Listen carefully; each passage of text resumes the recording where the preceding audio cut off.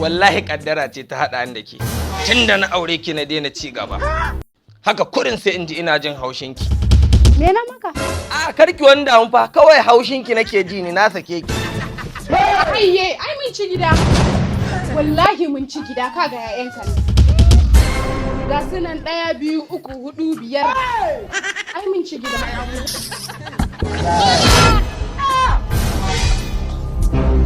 Barka dai malam. Yawwa. Malam ina cikin matsala. Lafiya? Dama mata ta ce yanzu na sake ta. Buɗan bakin ta wai ta ci gida. To ƴaƴanku nawa? ƴaƴanmu 5 da ita. A yarinya ta ci gida.